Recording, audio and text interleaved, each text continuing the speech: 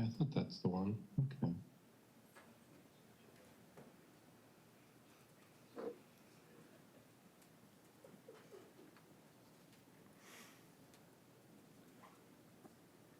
Are you ready, Alan?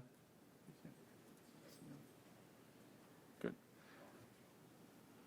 All right, Chair Silverman, whenever you're ready, it is 4 o'clock and we have a quorum, so. Absolutely. Let's call this meeting to order. Okay, in terms of roll call, we're just going to confirm for the secretary those commission members that are present. Commission member Driscoll. Commission member Gillum. Present. Commission member Martin. Present. Commission member Baffa. Here. Commission member Seibel. Present. And Commission member Mike Sell. Present. And Margie, let the record reflect that I don't see either of our youth representatives here, Elizabeth Young or Cale Helzer. So we do have a quorum to proceed, and Margie, can you confirm that we've met the requirements of the Kansas Open Meetings Act? Yes, I can confirm that the packet was posted and the required notice of today's meeting was provided. All right, so we have a quorum, and we've met the requirements to conduct an open public meeting, so I'll turn it back over to the chair for consideration of the minutes. Okay. Are there any additions or questions or corrections to be made to the minutes by any member of the commission? I move we approve. I'll second. Any further comments? Okay, let's, do we need to take a vote for approval of the minutes? Yeah, I don't think we need a roll call. We'll just have all those in favor indicate by saying aye. Aye. Aye. Aye. Any opposed? Okay, that minutes have been Motion passes. passed unanimously. Okay, so let's get to the next item on the agenda here. We have an application that's been filed by Jessica Petros Akuma, and the request is for approval of a certificate of appropriateness to allow exterior renovations to be made to a single-family home that was previously used as an 8-unit apartment building. The property is addressed as 516 South 8th Street, and this property is a contributing property located within the Highland Prescott and 8th Street Historic District. And Mr. Hurst, who's also our moderator, is going to present to the commission a report on this application. And we have the applicants present here in room 107, the meeting room. All right, so the background of this property is this is a massive 2-story, 2.5 story neo-colonial revival residence. It's wood framed with narrow clapboard siding on a cut limestone foundation. Its distinctive cross gable roof extends a prominent gable end towards the street with an offset secondary gable end pedimented at its side, and has a trio of stair-stepped windows that occur at the larger gable end. You can see them on the front along the roof line there. Dentiled eaves, cutaway bay windows, and flared bell course of cut pattern shingles around the Queen Anne influences. And there's a broad chimney of pattern masonry work that extends at the south building face. So we'll get the south building face here. Oh my gosh. So you can see the brickwork here and the gabled roofs and the Queen Anne influences and the fish scale shingles there. The predominant porch dormer leads to the 3 entrances at the principal facade, which is the east side. And these are placed asymmetrically at the ground porch level. The asymmetrical roof line is punctuated by hip dormers and cross gables, Rafter ends are exposed, and windows are double hung with simple 1/1 sashes.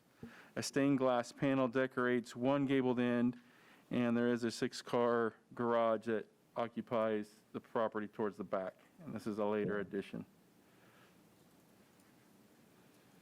The house was built in 1907 by Dr. A.G. Anderson and his wife, Jenny.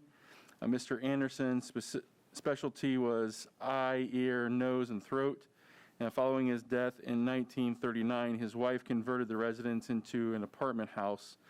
And her son, Donald Anderson, resided at that house from 1946 until 1970, while continuing the rental of the property. As Dean stated in the introduction, this is part of the Highland Prescott and 8th Street Historic District, which was designated in Salina on June 22nd of 1992, and consists of 77 properties. And this particular property is one of those that is a contributing property. And what that means is any exterior alterations need to be reviewed by this board and approved. And so what we're going to do is kind of walk through some of the elements that are being renovated for this particular property and what the applicant is proposing. We do have a list that is in your packet that I'm not going to go through, but my goal is to hit the highlights. To look at the specifics, you'll need to refer to the list, but we'll try to go through a lot of the highlights here. So on the front side, which is the east-facing side along 8th Street, we have the porch that is going to be removed and rebuilt with new wood structures and new pillars. The applicant is proposing to remove 2 windows on the upper story, or 2 doors, and put in 2 new doors that are above 2 new doors on the main story. This property, because it had been converted from a single-family residence to an 8-unit apartment, has a lot of extra doors that are no longer necessary. And so as we go through this, you'll see that several of them are being removed and replaced with windows or just reboarded up with walls. The siding and most of the exterior of the building is in great disrepair.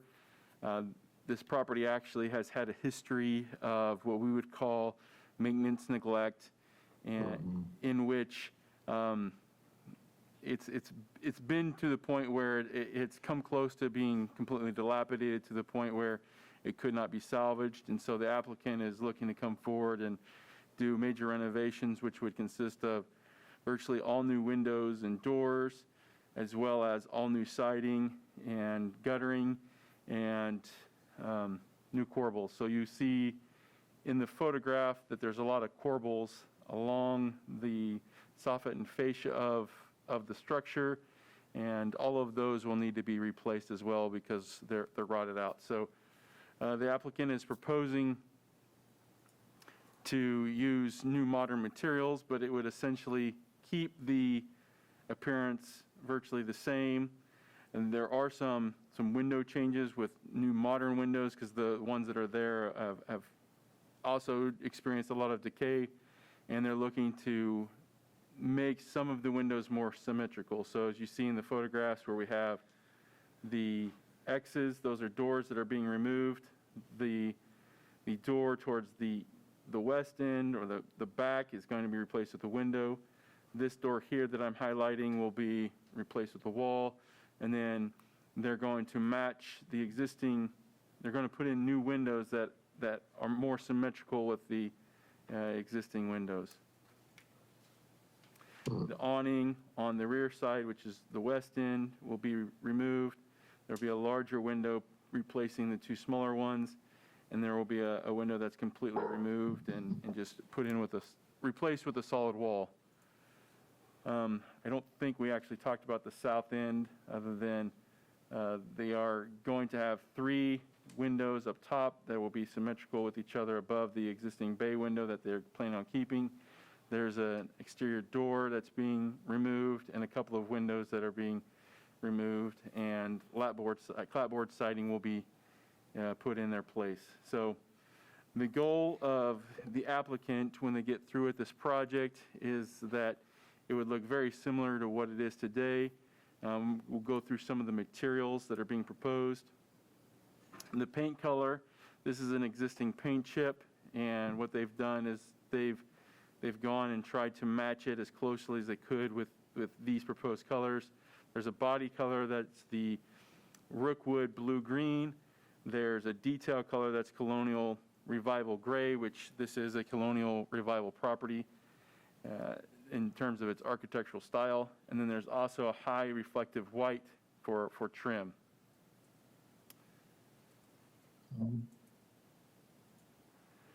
The spindles, the existing spindles are broken and rotten and need to be replaced. And here are the options that the applicant is bringing forward for your consideration and looking for your guidance as to what your preference might be. But there's a few options here that they've identified. There's this decking right here that has more of a traditional look. There's a simple option here, and the current baluster is right there, so you can kind of see how that. And the current balusters, what condition are they in on the house? When we get through the report, we'll have the applicant speak to that, but it's my understanding that many of them are in disrepair and need to be replaced. Okay, and then for the corbels, here is the existing corbels, and they're looking to try to construct a corbel that's very similar. And so here's kind of a front view of that corbel. Here's a side view of the corbel. The existing corbel has a little more of a curve, where the proposed is a little more angular.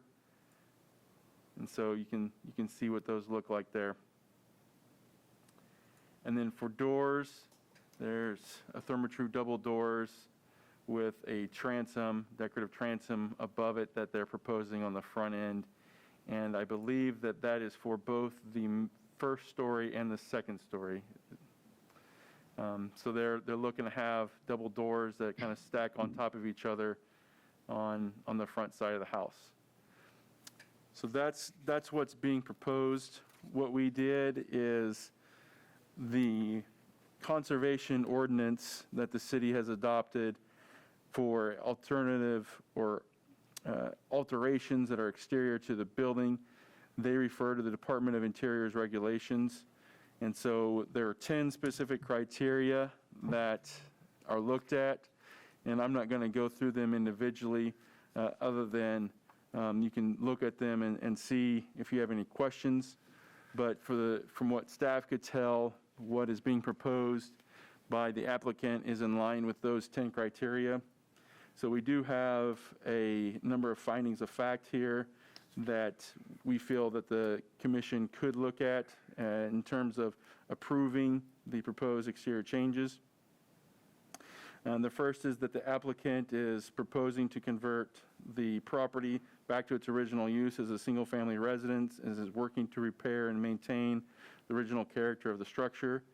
The second finding is that the existing structure on the subject property is in severe disrepair to the point that many of the exterior structural elements will need to be replaced, including the clapboard siding, round porch columns, and corbels, along with most of the doors and windows.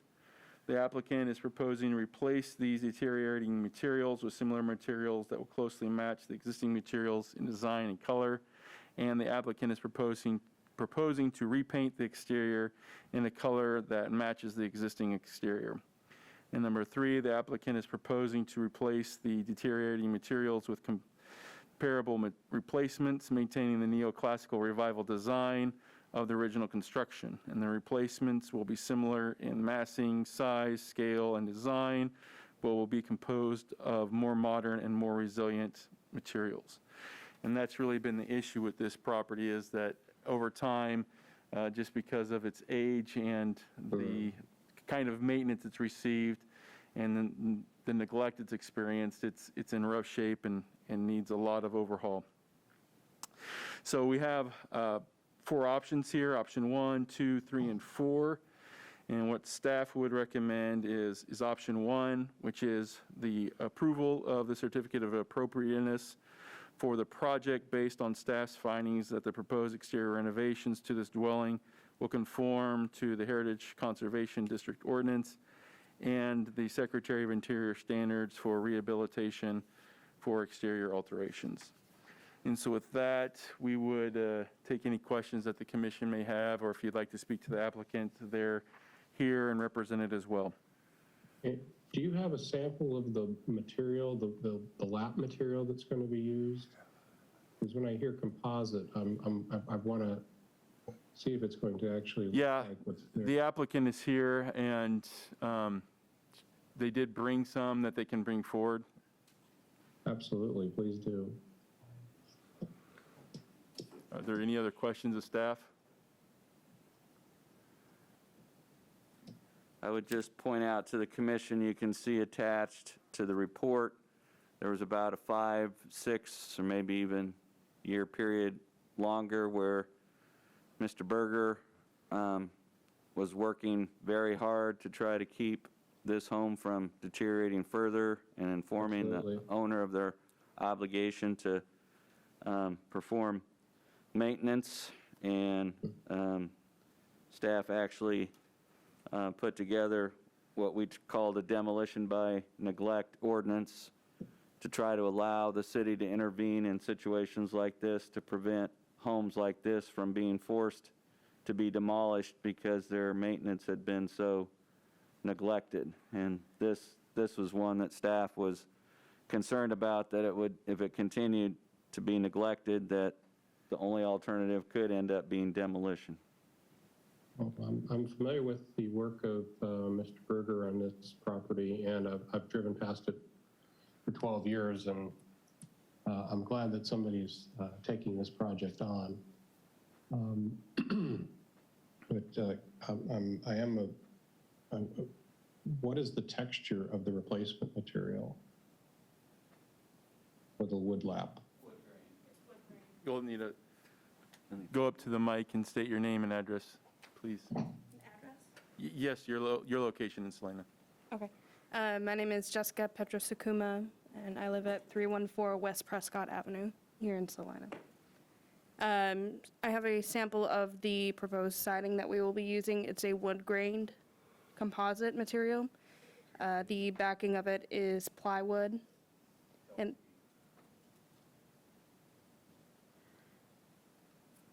Can you show this? Yeah, there, okay. Can we get a close-up of that somehow? Yeah, it's, camera. I don't know how to do that. Just, There we go. Yeah, just aim it straight towards the camera in front of you. Okay, yeah. That's, yeah. The current material on the house, is it textured like this? I don't believe, It's hard to tell. Most of it's rotting off. yeah. And the paint chip that we brought is because it just, the whole thing is. Oh, I understand, like, yeah. No, most of the time, it would have been a very smooth lap. Yeah, I board. think it is a little bit smoother than this. Okay. I have no problem with the composite. Yeah, okay.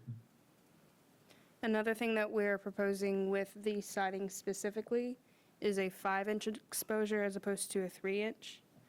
With a 3-inch exposure, those boards are no longer being made, and so every piece of wood would have to be ripped down to size around the entire house. If we were to do a 5-inch exposure, they already come pre-made in this size, and it would greatly decrease the cost of having to replace it all. And no 3-inch lap board is available anywhere? Not that we've been able to find.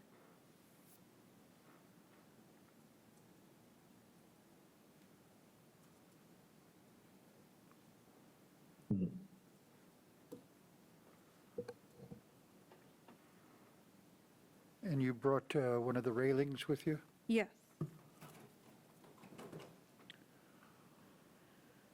So this is an example of the bolsters that are on the front porches, both upstairs and downstairs. They've all completely rotted, and Most of them have fallen off. The rails themselves have completely come off. Is that height code, according to code? No, according to code, these are is about a foot short. Okay. And so that's why we proposed the ones that we did. The one in the proposal, both of the round spindle and the square are about the same thickness as this, but because they're taller, the actual spindle itself gets thinner.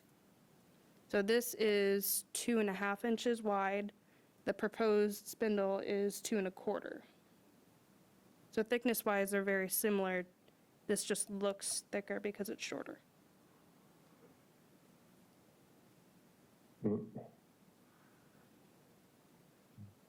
Dustin, I'm could you, sure- I'm sure the existing ones aren't spaced to code either.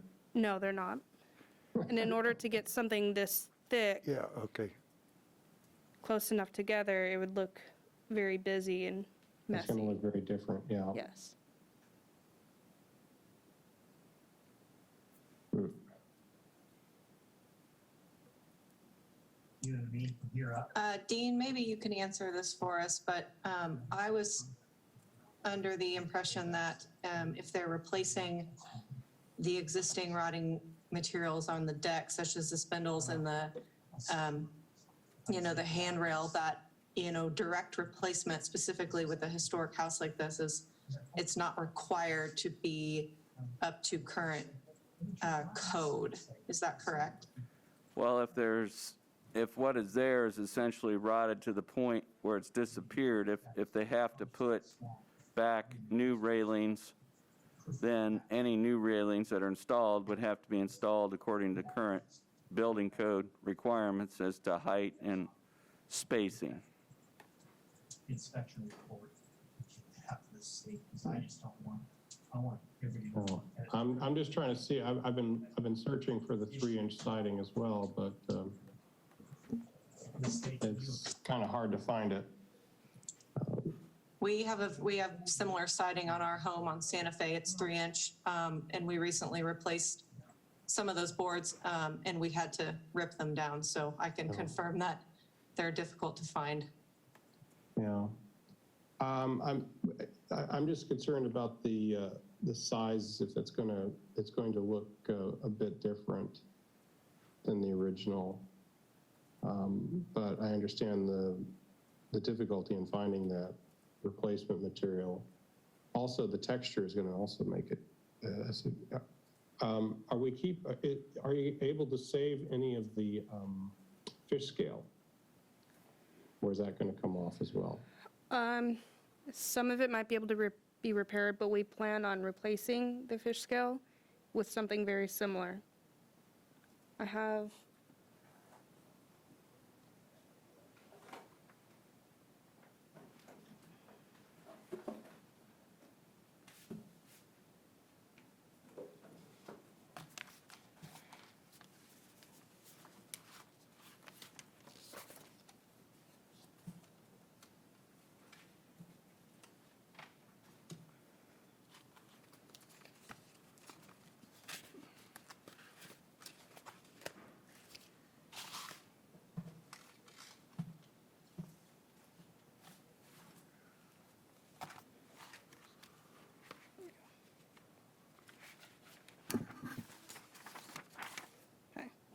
So this is what we plan on using to replace, I don't know if you can see it from there, but there is a scalloped octagon-shaped siding that we will be able to use to replace it with almost the exact same thing.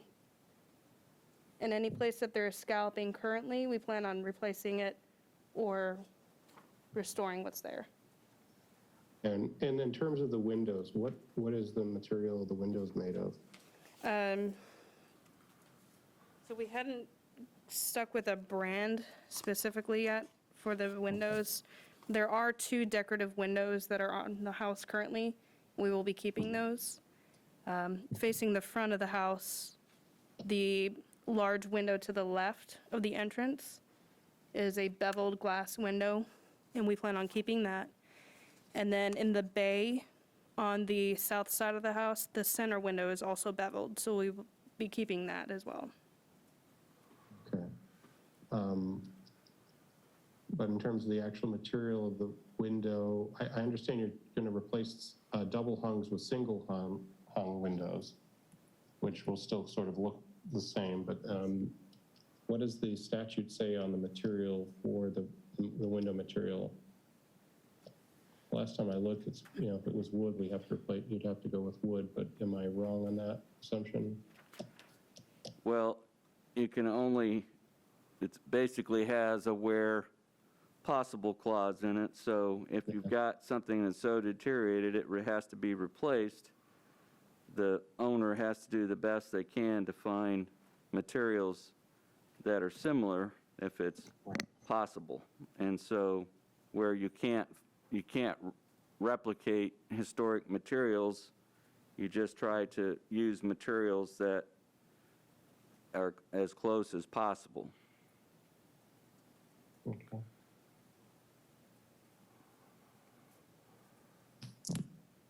I'm just going back through this list here. It's a massive list of what needs to be done.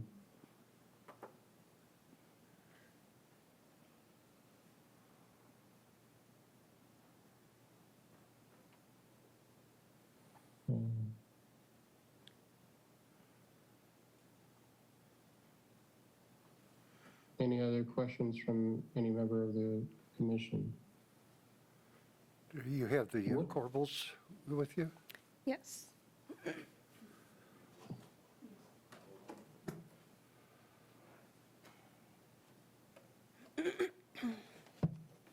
So I'm the husband. My name's Cameron. Nice to meet y'all. So this is an old corbel. The members here can see how deteriorated it is. And this is what we propose. You're going to want to speak into the mic. Oh, They okay. can't hear you very well. I'm usually pretty loud, but I guess not today. This is an old corbel that is pretty deteriorated, and this is what we propose to replace it with. So on the original, the bottom has rotted out. That's not original. The difference between them is that up here we have a crown molding, and there's a slight curve on the front of it. What we are proposing to do is have it flush. It makes it easier and more secure to attach it to the ceiling that way.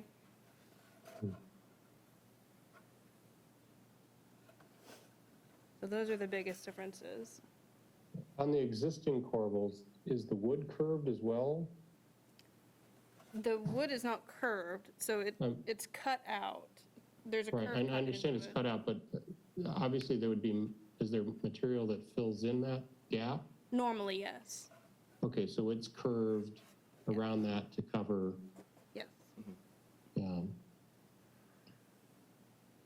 And the difference in how many of those do you have to replace? Between 80 and 100. I'm not entirely sure. Because that was the biggest reason why we wanted to make it out of a composite material. Is if we make it out of composite, they come out to be around $3 or $4 a piece. If we have to order them to match exactly, they're around $80 a piece. And so that comes out around $30,000 for the corbels alone. And you could make that corbel yourself then? Yes. So couldn't you add the trim pieces to it on the existing, the crown molding? We can, and we could also bevel the edges of the flush instead. Well, I would assume that you could install them and then install the crown molding after you've installed the corbels. But Yes, we could do that too, if that would be preferred. I think it would be so far away, Yeah. you wouldn't know the difference. Right, and that's kind of what we had thought too when we came up with the design for the replacement corbels, is because when you're looking at them from the street or even from the yard, really you can't tell much of the difference other than it is at an angle in the front. I don't have a problem with that corbel.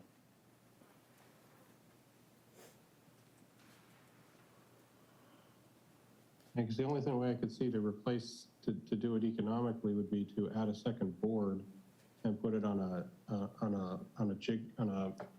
bandsaw and cut that curve. Which we had talked about doing that too, just getting That's the a lot of bandsaw and, yeah, That would be a lot of work. 80 to 100, yes. yes. Well, and then it's twice that because you got two sides to it.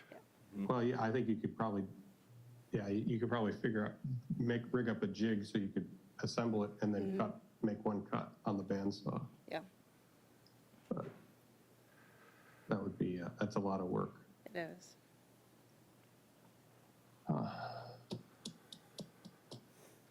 Any other questions at this point? Do you have anything else to show? Oh, I love this.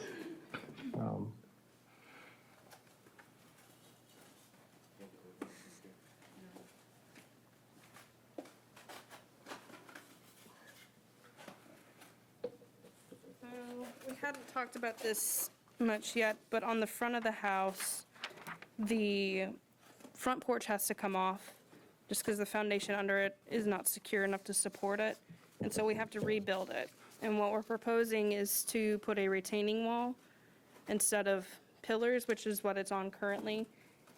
So we would do a retaining wall, and then we would cover it in thin cut stone to match the surround that's around the entire house. We would go with a stone from US Stone, and they're very confident that they can match the color exactly. I don't know if you guys can see this or not. Yep.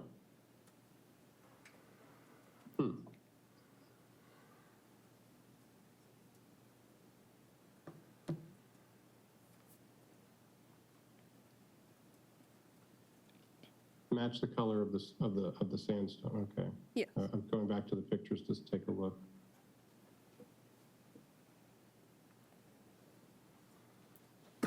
I see, yes, yeah.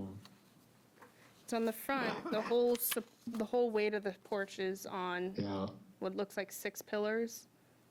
And so we would put an actual retaining wall to better support the weight, and then cover the edges of it with this stone.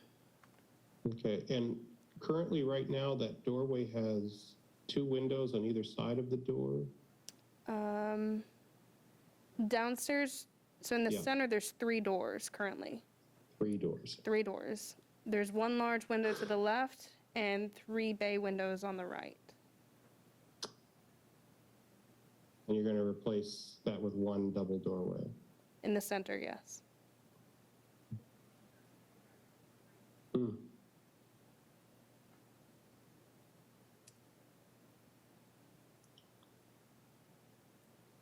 Wow.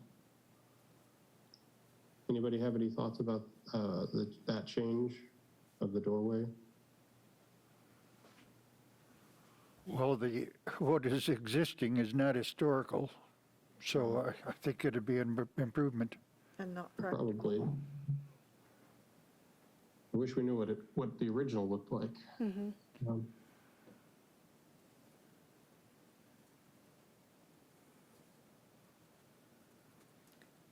Why those were added to make the apartments is what you're saying? Yes. The center one is the access to the upstairs currently, Right. and then the left and right is the access to the apartments on either side of the first floor. Wow. I don't know.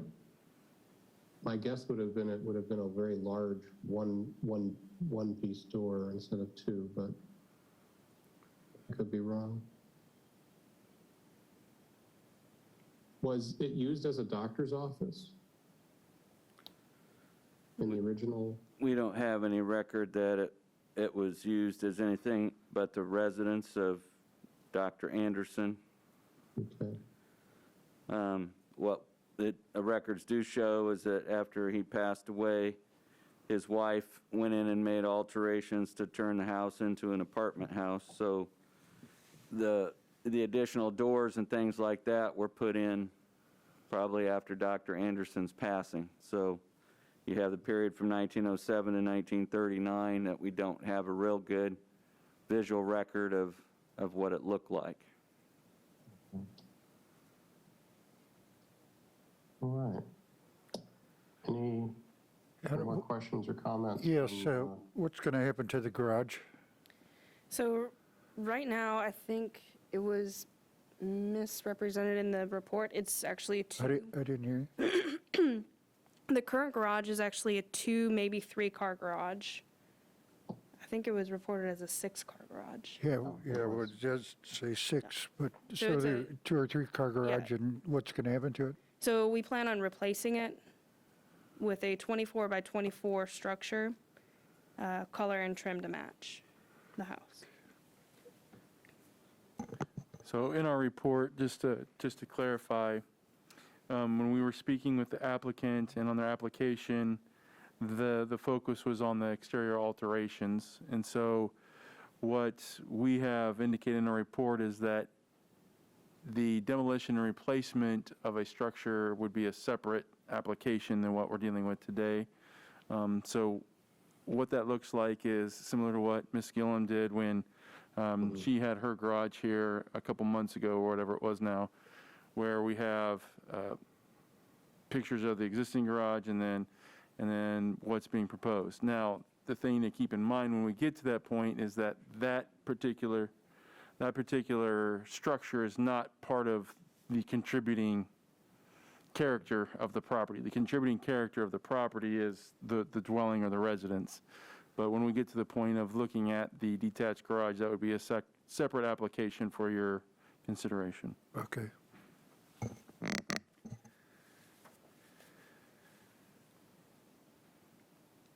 Any other questions or comments?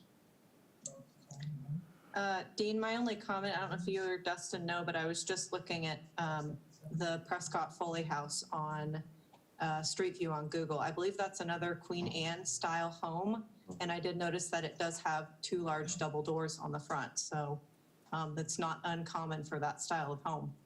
Well, that house, I would, it's quite a bit, I think it's quite a bit more sizable, but yes, you are correct. It is possible. Okay. Are we ready for a motion? Well, is there anybody in the rest of the public that has any comments? We do have to ask that question.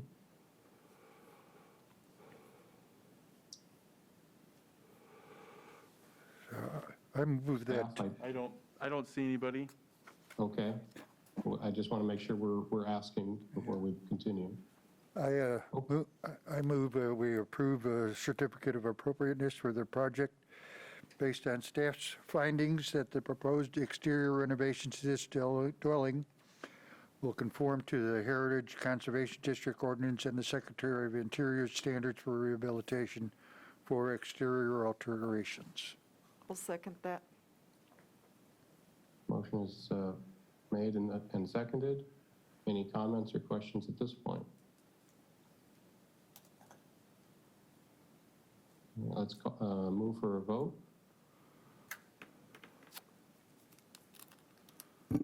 Chair, would you like a roll call? Sure. Yes, please. All right. Let's start with Commissioner Bacca, Yes. Commissioner Martin, Yes. Commissioner Mikesell, Yes?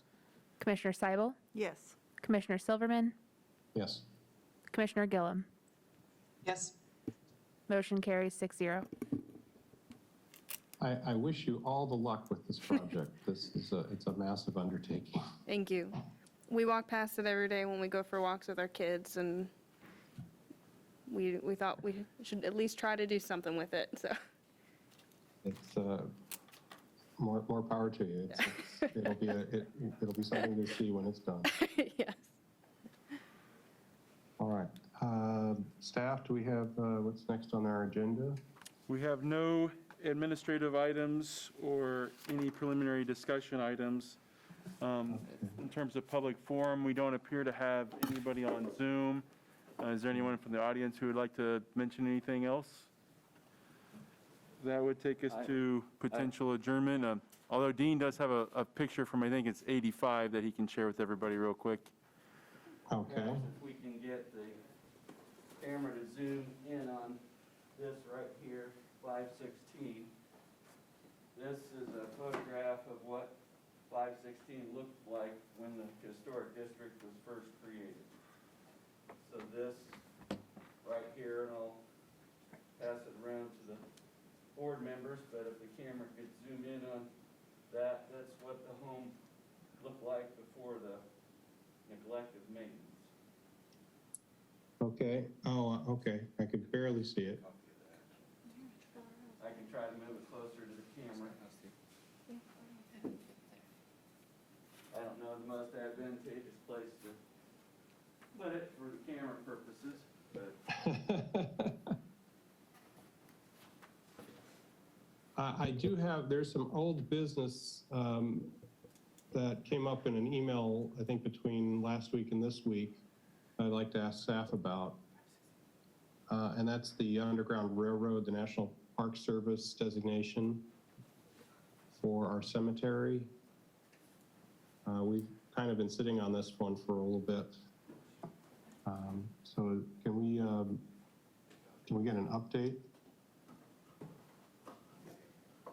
I think we were first approached in late 2019 on this.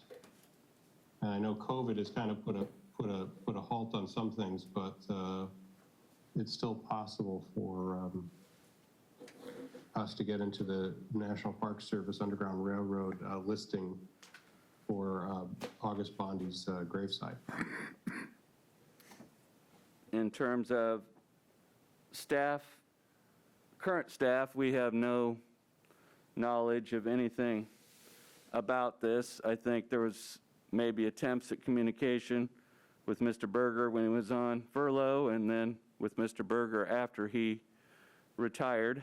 This is the first communication I've had from Deonda Johnson, but in terms of process, we have gone through the steps, and she's agreed to provide staff with technical assistance.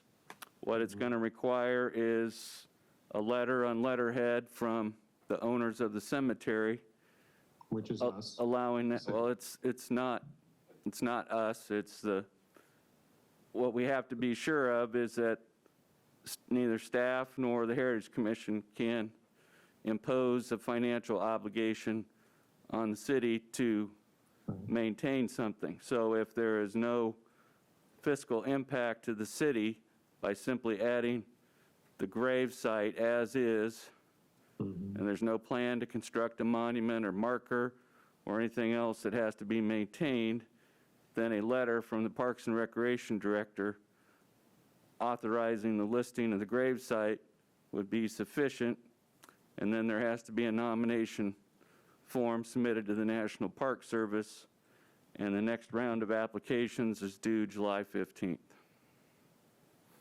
All right. Well, I'm looking at the email chain here dating back to November of 2019, and John Berger wrote to the National Park Service on or around January 24th of 2020 in his official capacity. Then the next email that I see in that chain is August 3rd of 2020. And then we have August 4th, August 28th, September, October, and then we get into April of this year. So my assumption was that this had been looked into. We're simply being added to a website, which is part of an application that the NPS has for this. So I don't believe there's any cost to the city, but there was a question of whether or not, and again, the city owns the cemetery. So when I said it was us, that's what I meant. It owns the cemetery, the city does.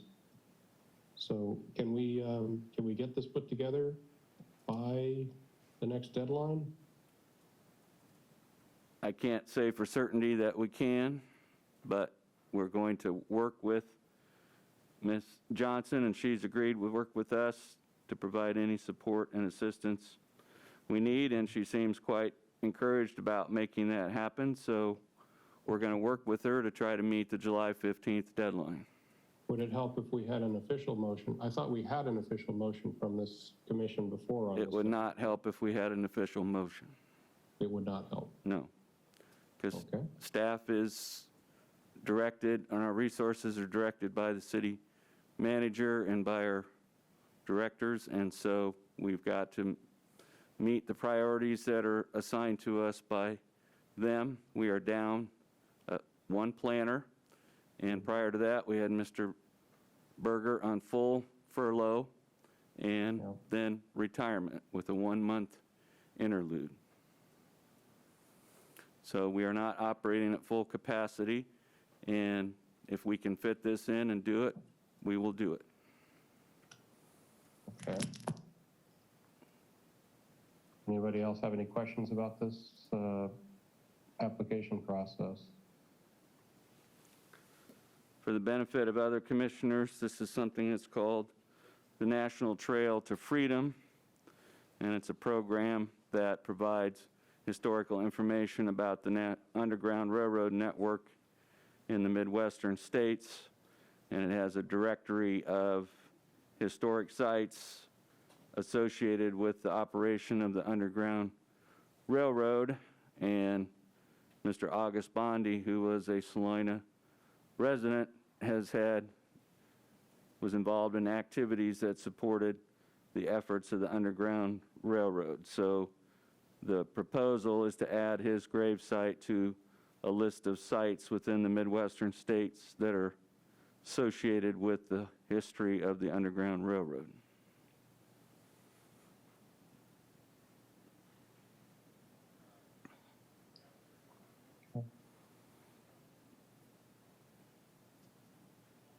All right.